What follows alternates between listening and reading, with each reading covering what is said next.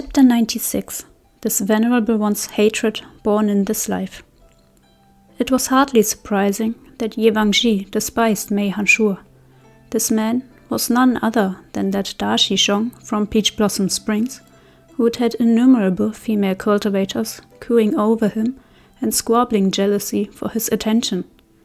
Nangongxi had initially assumed that this new arrival was some powerful character, but he turned out to be a pretty boy who relied on his looks. His initial interest vaporized in an instant, and he turned back to the battle at hand. Mei Hanshur glanced at Shu Wanning, a flicker of exasperation in his gaze, but did not deign to respond. His brows dipped, and his fingers danced over the strings of the pipa. At the sound of his notes, the 100 cultivators of Tashur Palace spread out in all directions. Guken Division played a song of arcade. Pipa Division performed a nullification dance. On his command, the ensemble changed its tune. A cascade of chords played strong and fast, blended into a resounding refrain that scattered the clouds. Immediately, the hordes of demonic fiends ceased their fighting and stood in place with necks outstretched and hollow stares on their ghastly faces. Seeing this, Li Wuxin was reminded that those of Kunlun Tashur Palace were not only masters of music, but also knew something of barrier mending. He tilted his head up and yelled, delighted, "Honored nephew Mei, would you happen to know how to mend the heavenly rift?" Mei Hanshur ignored that distasteful address of honored nephew and answered, "The heavenly rift of the infinite hells is beyond my abilities." "Ah, then..." Li Wuxin's face paled. Then he swept his sleeve and sighed gustily. "Hanshur, what about the barrier around Butterfly Town? Would you be able to hold that down?" Chu Chengyong spoke up. Xisheng Peak and Tashur Palace had always been on friendly terms, and Mei Hanshur, seeing a familiar senior, bowed courteously. "I can try." "Great!" Chu Chengyong slapped his hands together. "You go guard the barrier at the cardinal directions. Make sure the demons don't escape, and call Yuheng back." "The Yuheng Elder?" "Ah, my damn memory. I forgot you've never met Yuheng. Don't worry, you'll know him when you see him. Just look for the person maintaining the barrier right now." "Understood." Mei Hanshur, cool and collected, sailed off toward the outskirts of the town with the tilt of his sword, like a shooting star upon the wind. Nangongxi knocked 3 arrows onto his bow and loosed them in 3 directions at once. Amidst the thrumming of the bowstrings, he saw Mei Hanshur shoot past with speed and grace as the rest of the disciples from Tashur Palace suppressed the enemy with mellifluous chords. He was surprised despite himself. "This person seems quite capable after all," he said to Ye Wangji. "Why did you call him a pretty boy who relies on women to fight his battles?" Ye Wangji, somewhat baffled himself, had no immediate answer. But the fiends were moving sluggishly now, presenting an ideal opportunity to destroy them, so he didn't waste time thinking about it. "Perhaps he didn't go all out against me back then." He offered, then turned back to the enemy and said no more. With 4 of the 10 great sects now on the scene, the fight against the heavenly rift became somewhat less desperate, but the battle was still a harrowing one. Although the fiends presently on the ground were immobilized by the chords of Tashur Palace, more oozed, shrieking and howling from that bloody eye linked to the ghost realm with each passing minute. The force from Tashur Palace had taken up position in mid-air, but they couldn't defend themselves while playing. Thus, the demonic fiends rushed toward the Pipa and Guken players, where they hung between the clouds. The Tashur Palace disciples had no choice but to divert some of their number to play a song of defense. The song of suppression and exorcism weakened at once, and the masses of fiends on the ground resumed their furious rampage. Worse still, as the portal to the ghost realm yawned wider, several high-level demons consumed enough young energy from the mortal realm to cast off their fetters and cross the rift, dragging their chains and shackles behind them. These creatures were nothing like the minor fiends that preceded them.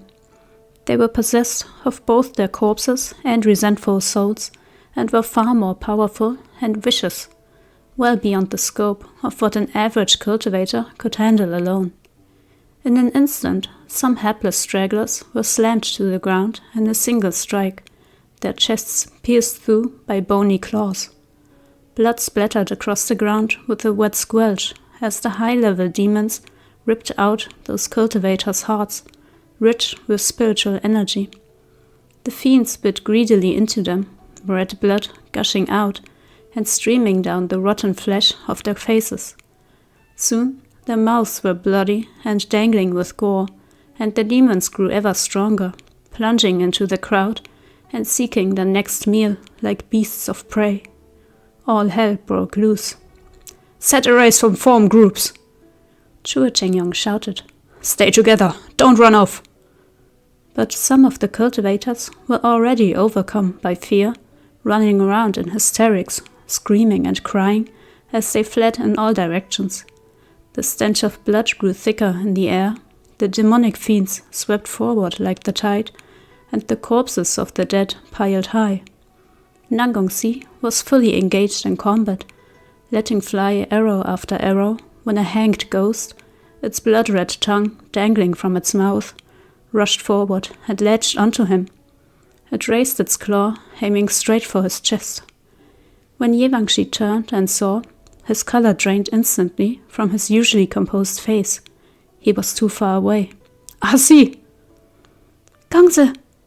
In the nick of time, Song Chitong sprang forward with her sword and stabbed the hanged ghost in the arm, but she'd never killed a person before, much less a ghastly fiend like this. Fear overtook her, and the long sword fell from her hand and clattered to the ground. The hanged ghost lunged at her in fury. Nangongsi traded bow for sword as he stepped before her to block its attack. "Get away from here! Hurry!" Song Chitong's eyes glistened with tears. "Chitong's life was saved by a roofing sect. This one cannot possibly leave." Nangongsi had little experience with women, but when he saw her delicate demeanor and the determination in her eyes, he felt as if his heart was being squeezed. He cursed under his breath. Yewangshi! Yewangshi, get the hell over here! Look after her for me!" Yewangshi was spattered with blood, his handsome face stained with grime and filth. He clapped a hand around Song Chitong's arm and said harshly, "Go find Qin Shishong and stick with him." "I'm not leaving. I can still help," she pleaded. "Young masters, I want to stay with you." "Yewangshi, make sure you protect her." Yewangshi's face darkened. Upstanding gentleman that he was, he rarely displayed such anger. "Nangongsi." The syllables of that name came out trembling, broken. "You must have lost your mind." Then, turning his back on the other two, he took up his sword and vaulted away, back into the surging masses of undead. High-level demons continued to emerge, and they cut through the crowd like daggers, slicing open the stomach of a fish and peeling off its scales, glistening and sticky with blood, rising and falling. It was every man for himself as the fiends surrounded the living.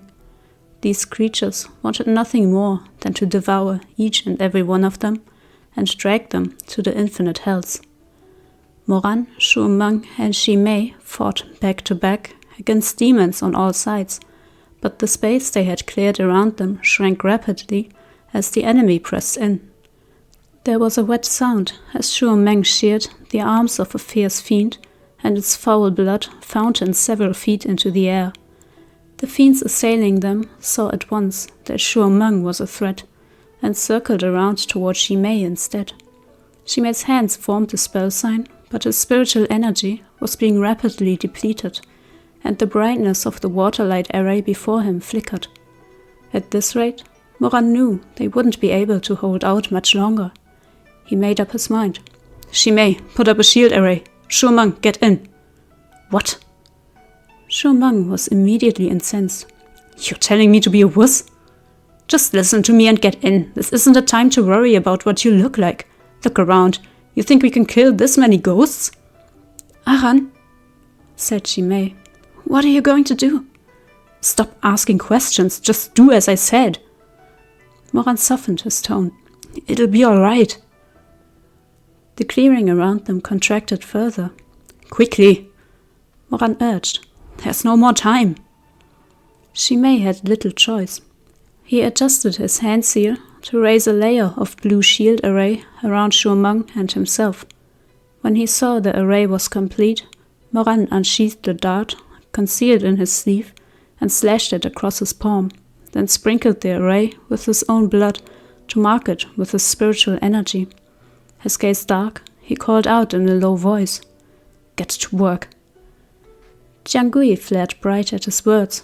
The weapon grew in length by tens of feet, each leaf like a sharp dagger hanging from the willow vine as it blazed with scarlet spiritual energy. Moran closed his eyes, recalling the sight of Chu Wanning unleashing his killing technique. When he opened them again, his eyes reflected the innumerable ghastly fiends closing in on them. He whipped Jiangui high above his head. Sparks erupted off the vine and rained down as Moran held up his arm, his sleeve buffeted by the wind. In that moment, his silhouette seemed to overlap with Chu Wanning's in his mind, the two moving in perfect synchronicity. Wind. A burst of force ravaged the land and stirred the very clouds above, pulling low the sky itself. Behind Moran, Chu Wanning and Shi Mei watched as an enormous light array bloomed scarlet like a red lotus from hell, and fierce gales sliced the ground like formless blades. Jiangui whirled, a blur in Moran's hand. Dust and debris swirled in the air, and the overwhelming force pulled the fiends into the maelstrom and ground them to mince. Chu Wanning's right-range killing technique, wind. Already, Moran could use it this well. By the time the tempest calmed, the area was scoured bare. When Moran turned around, it was to the shocked expressions of Chu Wanning and Shi Mei, but he was in no mood to celebrate. He felt only that he was far from where he needed to be. If his cultivation level now was anywhere close to what it had once been, a fracture in the ghost realm barrier would be a trifling matter. "Look, over there!" A voice suddenly shouted in the distance. All raised their head to see several contingents high in the sky, riding in on swords from every horizon, each group in distinct dress and shrouded in distinct spiritual energies. It seemed the opening of the heavenly rift of the infinite hells had finally spurred the sects of the upper cultivation realm to action. The glowing swords touched down one after another, a massive influx in reinforcements. Here were the graceful and charming personages from Rainbow Isle, there the solemn and dignified monks of Wu Bei Temple, and so on. Finally, the 10 great sects had all joined the fray. Increasingly stronger demons were crossing into this world like the endless swarming of locusts. But with this sudden arrival of support, the cultivators on the ground were no longer so outmatched. At the same time, Mei Hanshur and Chu Wanning at last completed the spiritual transfer, and the color of the barrier anchored at the cardinal directions of the town shifted from gold to blue. Chu Wanning left guarding the borders to Mei Hanshur and rode the wind into the center of the battle, alighting gracefully where the fighting was most fierce. He looked up at the rift in the sky. By now, it was open wide, and an immeasurable and terrifying evil was vaguely perceptible within. The insane strength of this entity was practically palpable, as if it had drunk the blood and consumed the brains of millions. The barrier needed to be sealed now, or that great evil, presently suppressed within the infinite hells, would break free and cross into the mortal realm. Chu Wanning couldn't help but wonder if that was the whole point. Was this what the person behind the scenes was after? Did he wish to unleash some kind of great evil from hell on this world? But to what end? "Shizun!" Shi Mei called anxiously after him. Chu Wanning turned toward his voice. Memories from the past life once again overlaid the present scene. "Shizun!" Shi Mei had called for him the same way back then. Then, too, Chu Wanning had turned toward his voice. Shi Mei panted in the snow, covered in blood and grime, but his eyes were firm and determined. "Shizun, are you going to mend the heavenly rift?" Mm-hmm. "But that's not just any fracture. That's a fracture into the infinite hells. Shizun, how will you manage by yourself?" Chu Wanning did not answer immediately. "Let me help. I learned some defensive skills at Peach Blossom Springs. I won't get in Shizun's way." Even now, he could almost hear that exchange that had determined life and death so many years ago. Moran's blood ran cold and his head went numb. Without warning, he grabbed Shi Mei and pulled him behind his own body. Then he pushed him toward Chu Meng and yelled, "Shu Ming, keep an eye on him. Look after him." Chu Meng's eyes widened. "You going somewhere, Mutt?" The wind picked up, carrying with it the stench of blood. In the sky, there was no flurry of snowflakes. At least, some things were different from the last lifetime. Moran's gaze landed on Shi Mei's lost and helpless figure. He felt his heart clench, but then fill with relief. This barrier could not be mended by Chu Wanning alone. But, save for his 3 disciples, no one else was sufficiently familiar with his spiritual cultivation to work together with him in rapport. One of them had to go. The wind rushed fiercely through the battlefield, sweeping across thousands of miles of desperate slaughter. Moran braced himself, then pulled Shi Mei into his arms. It was the first time he had ever embraced him like this, so openly and directly. He held him for a breath, and then abruptly shoved him away. "Shi Mei, this time, I'm afraid the one who dies will have to be me." "I'll help Shizun seal the barrier," Moran declared in a tone that brooked no argument. He narrowed his eyes, directing another deep, meaningful gaze at Shi Mei.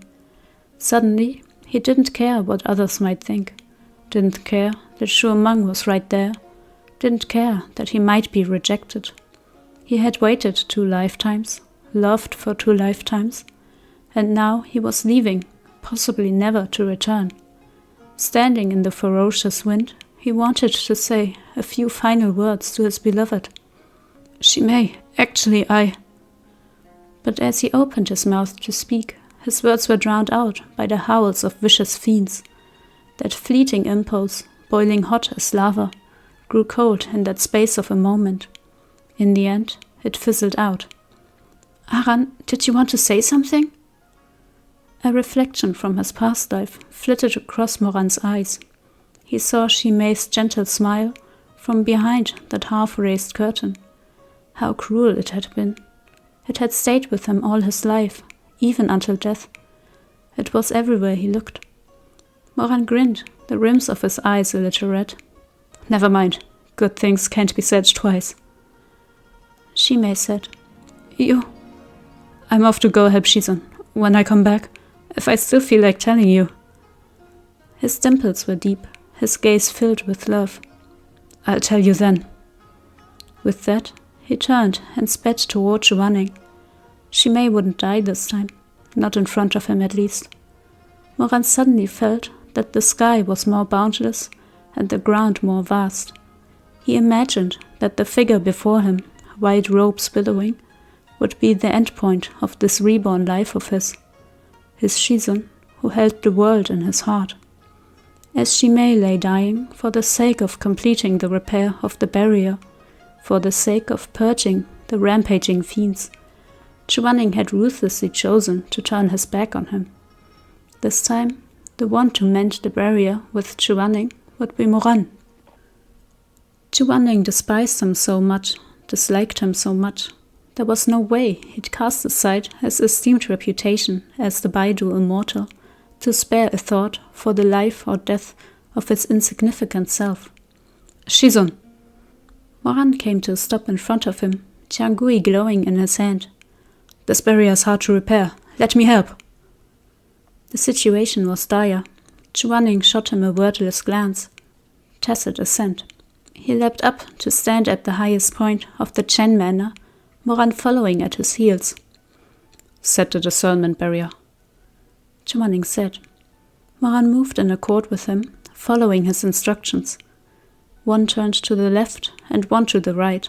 The tips of their fingers glowed with the seal of the discernment barrier as they lifted their hands to the air in concert. "Invoke." Spiritual energy streamed from their bodies at the invocation.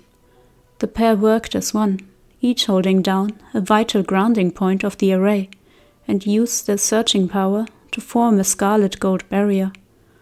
As the barrier expanded outward, any demonic fiend it touched shrieked as if burned and fled back into the eye of the ghost realm.